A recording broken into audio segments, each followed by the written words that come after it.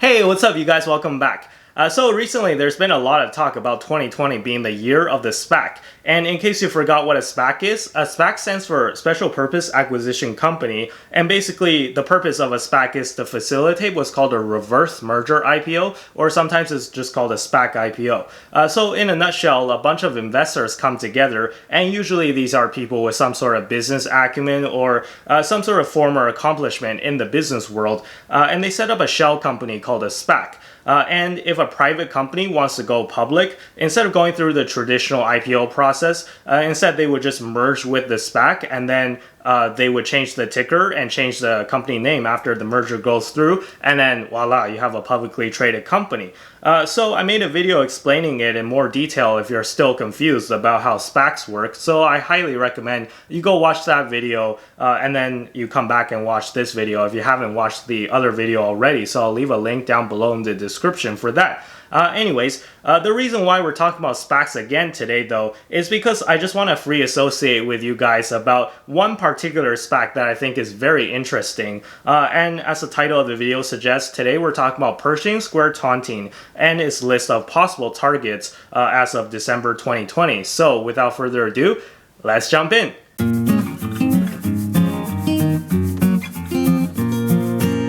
Okay, so first of all, I'm going to go through some background information about Pershing Square Tontine. So if you already know about it, or if you don't want to hear it and you just want to skip to the list, feel free to skip the intro. I'll put a time code down below in the description for that, because I know people will complain if I don't, right? So anyways, what is Pershing Square Tontine though? And why is it so special that I'm willing to make a whole video about it? Well, first of all, it is the largest SPAC by far. Coming in at around $4 billion. So this is the largest SPAC in history. And this is a big deal because usually SPACs come in at around a few $100 million. So we're talking about the biggest SPAC by far. And Pershing Square Tontine is like over 10 times the average size, and it's in more like a distant first place. And second of all, this SPAC is led by Bill Ackman. And if you guys don't know who Bill Ackman is, he's a founder and CEO of Pershing Square Capital Management. And this is not to be confused with the SPAC that we're talking about today. So if you hear me talk about Pershing Square, I'm talking about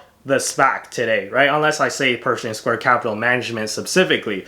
So they are two separate companies, but obviously they're both founded by Ackman, which is why the names are very similar. But Pershing Square Capital Management is a hedge fund that has over $11 billion of assets under management. So it's quite a decent sized fund. And as for why Ackman is so famous, well, he was already pretty well known on Wall Street. But this past March, during the big crash that we had, he made what has been dubbed one of the greatest trades on Wall Street history. So basically, he bet against the market right before the crash, and he turned $27 million into $2.6 billion in less than 1 month, which is absolutely crazy. Now, Ackman has received criticism, though, during this past market crash, as it was later revealed that he was aggressively buying up stocks in all these being down companies during the crash while they were low, and at the same time he was kind of going on CNBC and doing interviews where he gave a very negative outlook on the market. So people were saying that he was trying to purposely manipulate the market and kind of keep stocks down while he's trying to buy all these stocks for cheap, right? So anyways, not going to get into that controversy today. My point is that Pershing Square Tontine is being led by a very well-known manager, Bill Ackman, right? Whether you love him or hate him, you got to admit that he's a really smart guy, right? You can't deny that. And also, I've looked up why it's called a tontine, and it's actually pronounced tontine and not tontine, as most people on the internet say it.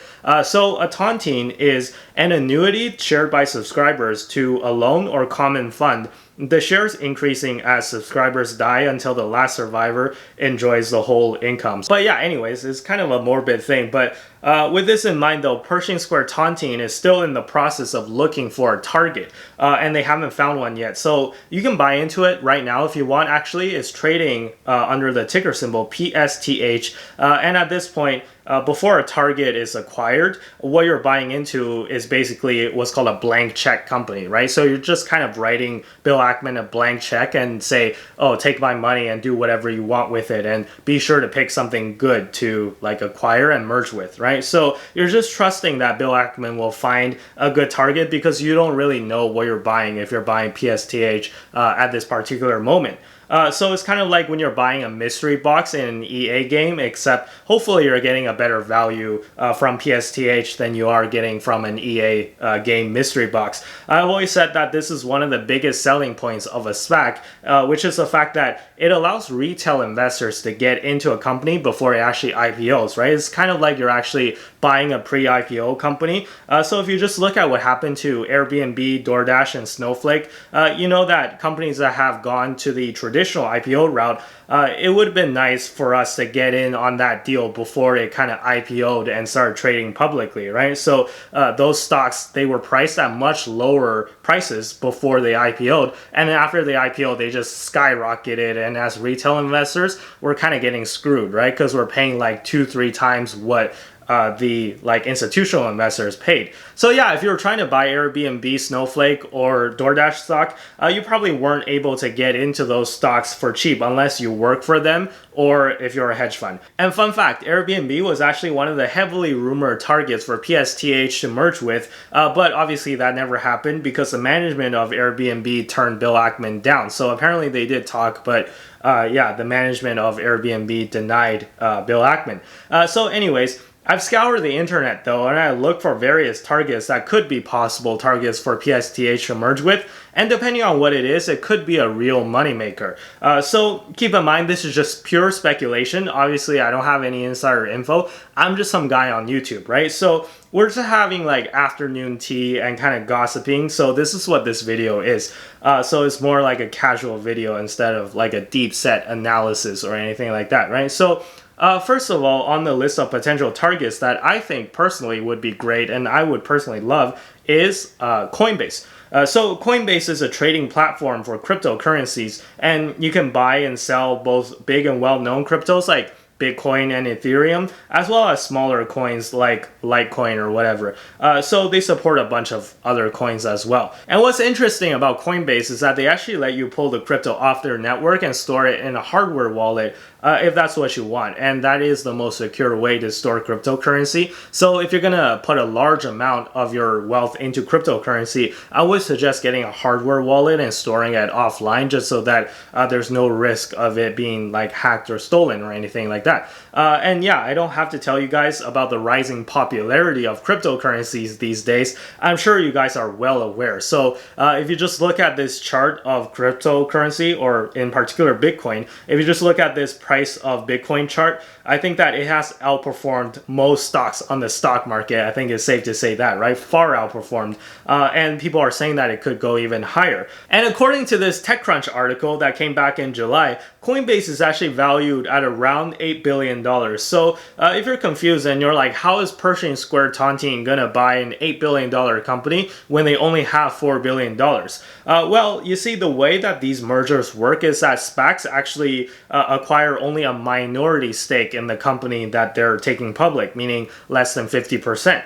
So if anything, $8 billion might actually be a little small for Pershing Square Tontine. So with a $4 billion SPAC, you could potentially go up to like $40 billion in terms of the valuation of a target company, which would make it like a 10% stake, right? You could probably go up even higher if you wanted to, if the deal was right. Now, as for the specific reason why people think that Coinbase might be merging with Pershing Square Tontine was that a while ago, Pershing Square was gonna, supposedly, it was heavily rumored that they were gonna merge with Stripe, which, if you guys don't know what Stripe is, it's like a cashless payment processing network, and they're like used everywhere, right? So if you ever paid for anything online, or if you've ever bought anything in an app or things like that, chances are at some point you've interacted with Stripe and probably not even known it, right? So it's just like the system that handles the back end.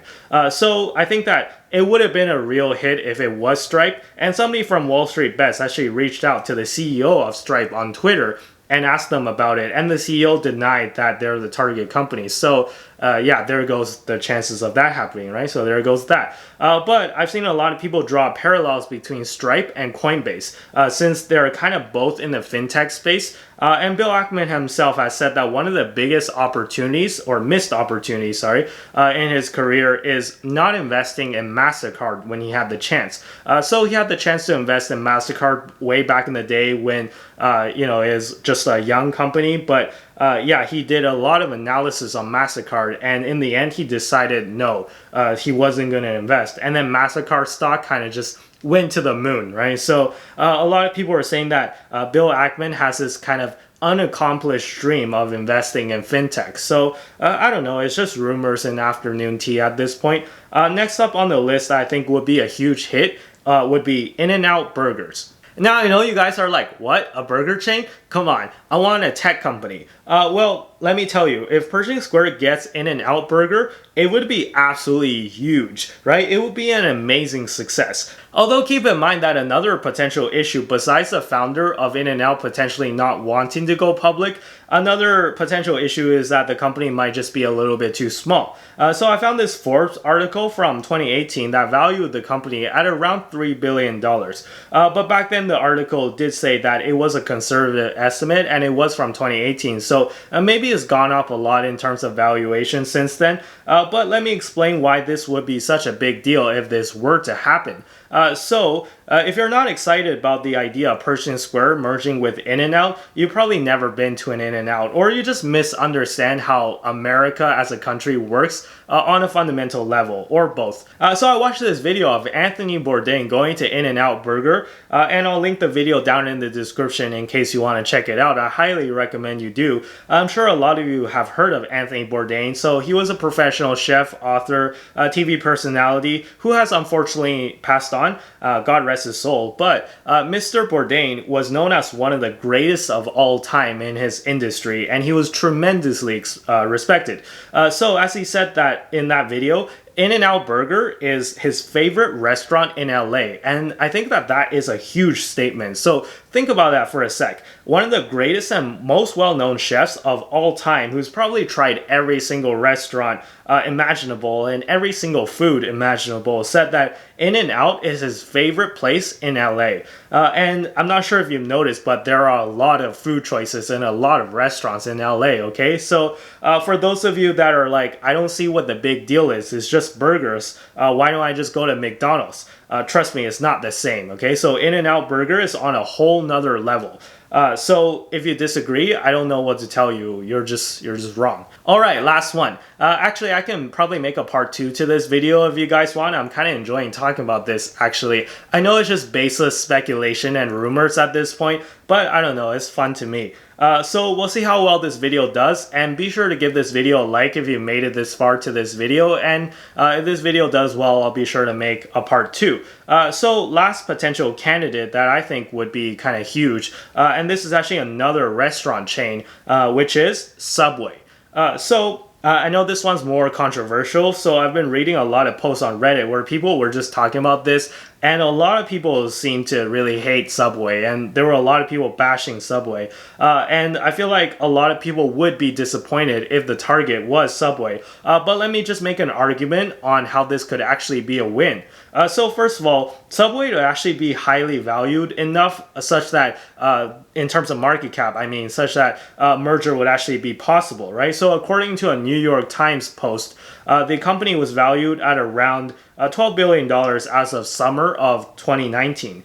So with the pandemic, the valuation might have changed a bit, but I think that it's still big enough to potentially have a merger with Pershing Square.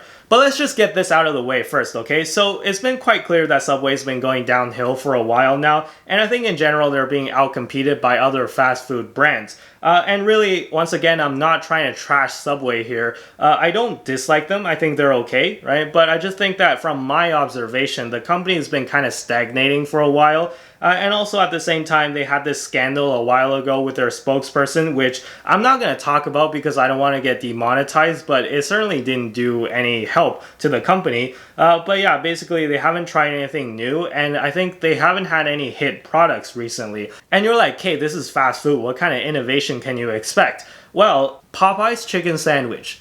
Need I say more? You know, when the Popeyes chicken sandwich first came out, people were lining up around the block for it. So I remember reading this article. I'll see if I can find it. And if I can find it, I'll post it right now. If not, you'll just have to listen to me explain. But I read this article where people were lining up for the Popeyes chicken sandwich. And then some guy cut in front of another guy. And then one of the guys got shot and he died. So all of a sudden, people on the internet was like, I gotta try this sandwich now because this sandwich, somebody died for this sandwich. So yeah, I know people on the internet can have really dark humor sometimes. I don't mean to make fun of somebody's death, right? Obviously, this is a very sad and tragic situation. But I'm just trying to make the point that we ain't seeing any products from Subway that inspires like that kind of passion and loyalty from people, right? And this is a huge problem from Subway's perspective. So I think that maybe someone like Bill Ackman can come in and inject a ton of cash into the system, into the company, and basically do a lot of free, valuable marketing for the company too, to get everybody to start talking about the company once again, right? So I think that Subway right now, it's not like they don't have anything going for them, right? So I'm not sure if you know this, but Subway is actually the biggest fast food chain in the world by number of locations. So there's more Subway locations than McDonald's or Starbucks. So I think that the brand of Subway is actually quite valuable. They just need to improve their products and offer more exciting products because currently I feel like they're getting outcompeted. I don't know, in my opinion, if I was the CEO of Subway, I'd be calling Bill Ackman right now. And trying to find every possible way to basically make Subway great again. So anyways, that's my opinion though. I'll leave the video here and let me know if you guys want me to do a part 2 of this video once again. Also, let me know what you guys think are possible merger candidates for Pershing Square Tontine. So be sure to give this video a like if you haven't already and consider subscribing if you enjoy the series. Be sure to follow me on Twitter and Instagram, links down below in the description as always. And with that being said, I'll see you guys in the next video. Bye-bye.